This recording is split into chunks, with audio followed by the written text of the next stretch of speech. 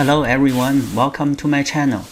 Today we are going to talk about data modeling design, which is super important for Power BI dashboard and report creation. Let's get started.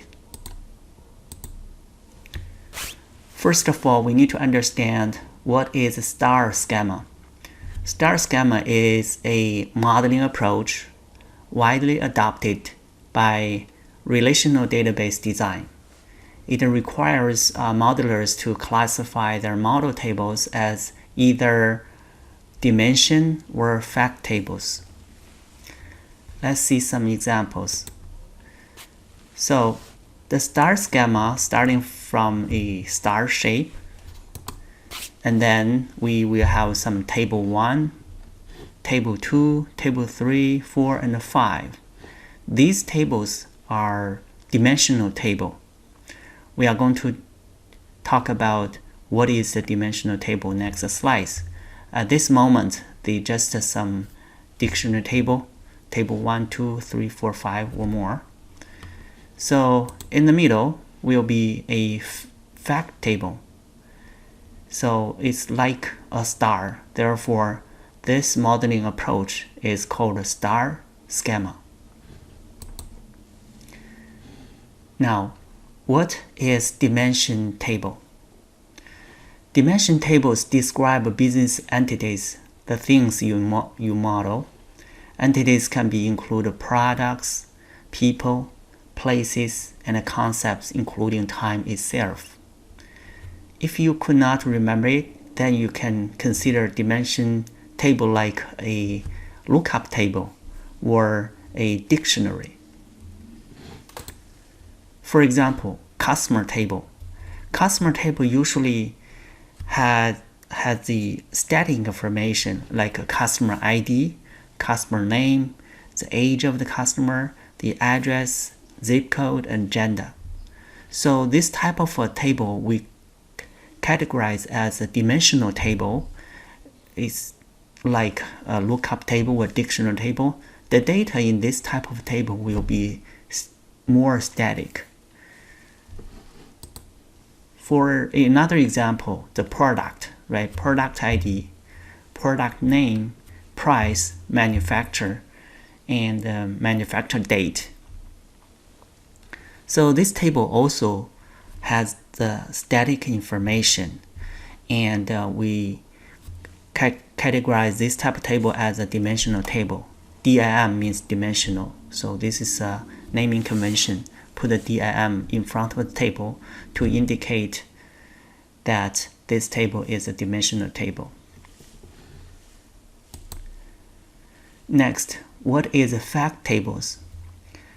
Fact tables store lots of transactions or many events, and it can be sales, orders, stock balances, exchange rates, temperatures. So you can see that fact tables is kind of dynamic information, logging information, and change frequently. It represents the transactions. Therefore, this is a major difference between a fact table and a dimensional table. Dimensional table is functioning like a dictionary or lookup table or reference table. Fact table will have a lot of data, a lot of events, a lot of transactions. For example, sales. The table name is sales, and then we put fact to indicate that this table is a fact table to record the sales ID, order date, amount, shipping date. You can see that this information is kind of dynamic. It's collecting a lot of transactions. So we call this type table as a fact table. Now let's put them together as one example.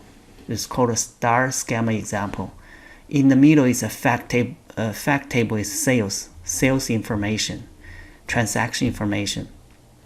And then the DIM means dimensional table with customer name, address, age, gender. This kind of lookup table or dictionary. Same thing for the territory, like which region for the sales, and the product, what type of product this is selling, and then is static information, and also the calendar information is a date and time dictionary. Therefore, this is a typical Star Schema design. You need to have a modeling in the Power BI. Therefore, this concept is very important. Okay, next let's look at the real data. I have a folder named sales. Double click, open this folder, and we can see a Excel file named sales data. I double click to open it up. For this sales data Excel file, it has multiple tabs. 1, 2, 3, 4, 5 tabs. So this tab has the spreadsheet including the customer data. For example, the customer ID and John Doe customer name and date of birth and yearly income, occupation. So you can see that this is just a list of customers. The information is static, and therefore it can be served as a dictionary or lookup table, because the data the frequency of changing of data is small. And we add a dim in front of customers to indicate that this one will be a dimensional table.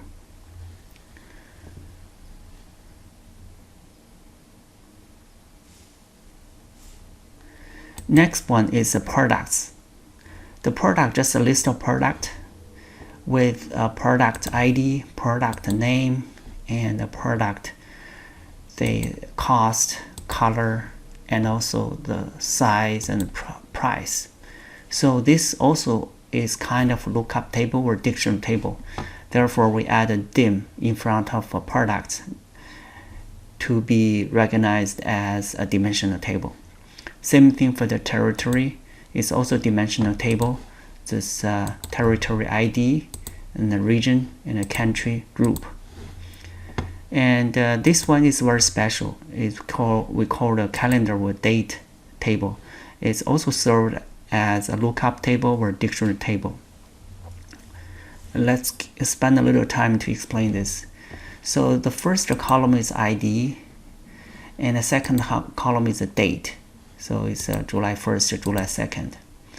And then the rest of the columns will be the description of this information, which means we do not need to dynamically calculate what the date name is, a Friday or Saturday. We just put it here. We pre-calculate and then put this one into a table as a dictionary. So whenever you see this one, July 4th, for example, I can immediately look up this table to get the day. It will be Monday, will be July, will be 28th of the week, will be third quarter. So you do not need to recalculate this information. We did a pre-calculation and then put all of this information into this dictionary. So we call it dimensional table for the time or calendar. It will be super useful. It can increase the performance of the data retrieve or data representation and make things easier. Otherwise, you have to write a lot of formulas to get Friday out of this date. The last one is the sales. Sales just a transaction data, a lot of dynamics, a lot of records, a lot of events, right? So date, ID, and product ID, customer ID, sales territory ID. So this information, just ID. If I want to know that territory ID, territory number 4, where it is. So we just go to the dictionary table territory and then look at this. Oh, it is Southwest United States and North America. Therefore, this will be a dictionary, and then here just like fact table to look up the information from dimensional tables. Same thing for the customer ID. I have the customer ID. I can immediately search this ID from that table and then get all of the information. So, you can see that by doing this one, we can save a lot of space. Otherwise, we have to put a customer name, customer address, zip code for each item. Right now, we just save a number, and then whenever we need to know the details of the customers, we just go to the dimensional table to get it. All right. Next, let's switch to Power BI. I'm going to load the data from the Excel spreadsheet into Power BI. Click Get Data button, and then you will be able to see a pop-up window. And then since our file is an Excel spreadsheet, so I simply click Excel workbook and then click Connect. So it will ask me to select the files, and then I click here and then select the file I need and then click Open. So system is trying to understand what's inside this Excel file. It has obviously detected 1, 2, 3, 4, 5 tables. I'm going to click this, click this, click this, click this, click this.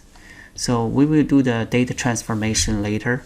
Right now we just select all of the tabs and then click Load.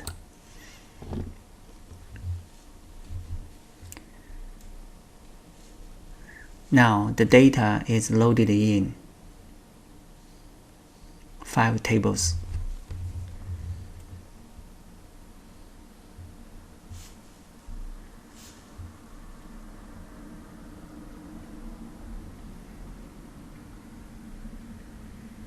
Alright, all data has been loaded. Next, there are 3 tabs. One is a report view, this one is a table view, and then another one is a model view. We just load the data. We want to see the data model, so click this. We will be able to see the data model, and then make this smaller. So you can scale down like this. Now we can have the product table and customer table, the fact table. So let's arrange this one a little bit like this, and then calendars and the territory.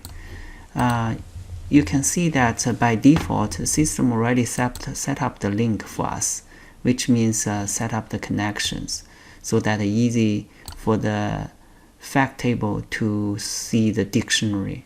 Otherwise they do not know which table to look up. Okay, for this table I'm going to drag down to here. This one is a dimension table for territory. Now let's look at this fact table sales, and scroll down. You will be able to see a sales territory key, and there's a territory key. So we need to set up connection between this table so that we will be able to find the dictionary or dimension table. How to do it? So you just simply click here and drag this one over to this, and then it will generate a connection like this. Now it means you set up a connection. So if I click this line, it will say left side is a sales territory and the right hand side is a territory key. Now they have a relation set up. So for this relationship, maybe I just rearrange this one, put all the dimension table on the top, and then put the fact table at the bottom. So for this one, you can see 1 means one territory will have a star means multiple. one territory has multiple rows in this table, so it's a one-to-many relationship. And same thing for the date, right? The calendar. Now we need to look at order date, and if we want to know the Friday or Saturday for our order date, and we need to look up this table, calendar table, how to build a connection. So we simply drag the order date and way to here. There's a date, so drop to this line. Now the connection set up, which means one date we have multiple record here, and then this is a one-to-many relationship. So if you want to know this, and then click here and right click, select a property, you will be able to see more details. Like this is a fact table sales, connect to dimension table territory, which column they have connection. This is sales territory key, grid color, and a link to territory key. This means that they have the connections. This is the cardinality, and then single, cross filter direction single. In the future we are going to talk about single and also both. Right now by default is single, so one way. So click this, cancel. So same thing for this one. You click here, and you should be able to see, try to scroll down, make it larger. Okay, click here, you should be able to see how they connected. Product key here in the dimension means dictionary. Fact table also has a product key, so if they want to know the product information, simply go here from the fact table to here. Alright, this we call the Star Schema, and then you can rearrange to the way you want. For example, you want to put all dimension table on top, that's fine. If you want to put the Star Schema, that's also good, and then you simply just make it a scale, zoom in, zoom out, and then make a Star Schema like this. Yeah, this is a standard Star Schema. And so make it larger. Alright, so we just loaded the data into Power BI and set up the connections to be Star Schema data model.